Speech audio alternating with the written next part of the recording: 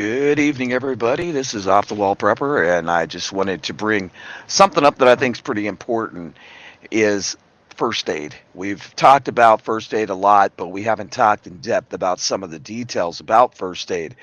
So what I want to bring to you tonight is one of the biggest things that was a huge concern during World War One and Two, which was trench foot, foot rot. Trench foot was a common problem faced by soldiers in World War One, sometimes called foot rot or immersion foot. It is a tissue injury to your feet when they're cold and wet for far too long. If you have trench foot, your feet will feel numb at first. Not too serious, you say? Well, however, if you don't address it at an early stage, and especially if you start developing blisters on your feet, matters can get even worse. They can get terrible. Your feet can swell up, you'll lose sensation, and you'll be in a lot of pain. To prevent it, we've talked about this often. In your bug out bags and your get home bags, it's very important that you have plenty of dry socks. So if you have packed up your get home bag or your bug out bag and you have not addressed socks and feet, you need to do that. To prevent it, you need to change your socks frequently and keep your feet clean, warm, and dry. So you may want to bring an extra towel, t-shirt, or some type of cotton item that you can dry your feet off very well. One thing that you can do that is from bushcrafting is you can actually take ashes from the fire and rub across your feet. And this is an effective prevention against trench foot. It was used during WW1. I want to talk a little bit about a situation that happened, and this is out of the Bushcraft First Aid book. That's a great series written by Dave Canterbury, of all people, New York's best-selling author of Bushcraft 1. I have every one of these books. So I want to read this to you. Jason suffered from trench foot during one of the Pathfinder scout classes. He observed good foot hygiene, changed socks often, and even changed boots, often cycling through three different pairs, rubber and hiker style. The class took place in rainy conditions with high humidity, even when it was not raining. So when the sun was out, he would put his feet out so they would sweat, and when it rained, they just got wetter. Each night by the fire, he put him out in the open air, but the conditions really got worse and became blistered. The entire bottom of his feet became blisters, and then the bottoms had to be peeled off. Imagine that, folks. I don't know if any of you ever had athlete's foot, but when you have a severe case of athlete's foot, the same thing can happen.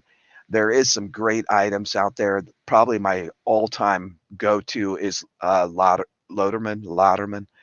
It's a powder, and I've always have a thing of it. I always say it incorrectly. Dragonflies always corrects me. But you think that you have enough socks. If you think you have enough, bring more. Put a few more in because the weather conditions could really change this up for you to the point that it could be absolutely terrible. The other thing I'd like to bring up tonight is environmental hazards. People need to be cautious because anything built by man can be destroyed by Mother Nature. Quote Russell Honra. Even a well prepared lover of the outdoors can occasionally get sidelined by an environmental injury. And it's a huge problem related to weather or the hazards of the local environment. As always, prevention is the best medicine in any situation. I want to talk about a situation with hypothermia, frostbite, and submersion incidents since the weather is turning cold. This is a true story, not out of the book, but this is a great book, Bushcraft First Aid. I purchased these books on thrift books, but I want to talk about hypothermia. I had a speedboat and I lived out in Colorado. And at the time, it was probably springtime, and we decided to go tubing. The edges of the water around this particular reservoir were rather warm. So we swam and had a great time and tubed around just like sitting on the tube, relaxing. But then we decided to go ahead and take the boat out. When we took the boat out, true story, my friend's name was Mish. And so we were all tubing. She asked if she could tube. We said sure. She jumped in the water. She was tubing, having a great time. The tow rope came off the boat. And when it came off the boat, the tube started to drift further and further away from the boat. Well, Mish fell off the tube, and I thought she was playing. I honestly thought she was playing as her head kind of bobbed up and down in the water. But then I seen this look on her face like it was really serious. And I, being prior lifeguard and Red Cross certified, I jumped in the water without even thinking about it because the water edges had been warm. As I started to swim out to her, it's the only time in my life I ever thought I was going to drown. And as I started to go underwater, the only thing I could think of is I had the tow rope hooked to the boat at that time and was following the rope out. So I actually took the rope and wrapped it around my wrist. For one, if I did drown, they'd be able to pull me out and take me to where I need to be to give me a proper burial. But two, I really, for the first time in my whole life, thought I was going to drown. I started to go underwater. I could feel like my legs, they were like heavy, heavy, like they were they felt like they had cement blocks or cinder blocks attached to my legs. I had never felt like that in the water, and it happened within a few minutes. Probably would have happened within a minute if I would have been still, but because I was swimming, it took a little bit. But then I grabbed a hold of the side of the tube as I had swam, kept on trying to get to Mish to the tube, and Mish helped me up on the tube. And at that time, my friends started pulling the tube in. It was a very, very dangerous situation. I'll never forget it because it's the only time in my life I ever thought I was going to drown. Hypothermia can set in very, very quickly. One thing that I want to say is the ending of the story. As they pulled us onto the boat, Mish was blue. She was blue in color. She was very, very cold, and I knew that we were in a bad, bad situation. So at that time, two of the girls took off their clothes and laid on top of Mish. They didn't try to make Mish warmer very, very quickly. It was body heat, and body heat saved Mish's life. When we got Mish to the emergency room, we also found out that at that time Mish was pregnant, which none of us knew. I don't even know if Mish knew. What I do know is that my heart sank. It could have been a tragic, tragic day if it wasn't for quick thinking and taking a little safety precautions as we got Mish on the boat. I think that each and every one of us needs to, really pay attention this winter to the safety issues that can happen. Carry extra mittens, gloves, scarves, carry foot warmers, hand warmers, things like that. Carry them in your car, carry them in your jacket pockets in case you get separated from your car for some reason. Make sure that if you do get in an accident and slide off the side of the road and you have to keep your car going to get warm, make sure that your tailpipe's not covered. There's many things that we can do to be prepared for these natural weather catastrophes. Prepping is not just about the man-made doomsday type prepping. It's about everyday situations that can happen to each and every one of us. And the most important thing we can do is always be prepared. Make sure you have a first aid kit in your car. Make sure you have a small fire extinguisher.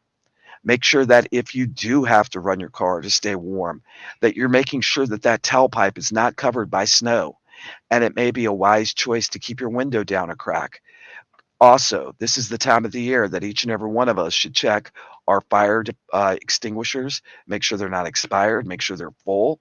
You should also have a carbon monoxide detector, smoke alarms, and this is the time that a lot of people's homes catch on fire.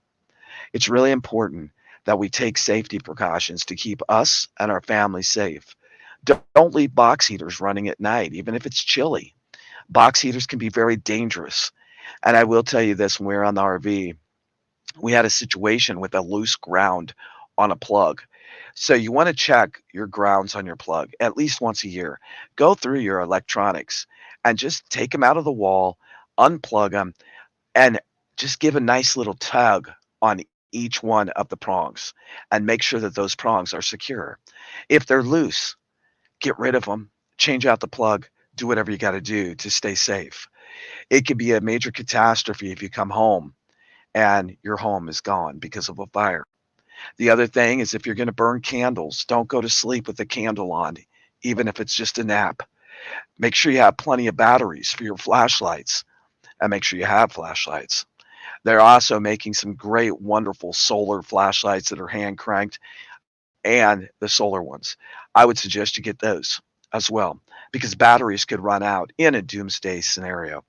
So it's really important to stay on point, folks. The last thing I want to hear about is any of you having a fire incident this year. It's very important. Fire is very dangerous, and you all know that I enjoy teaching about fire.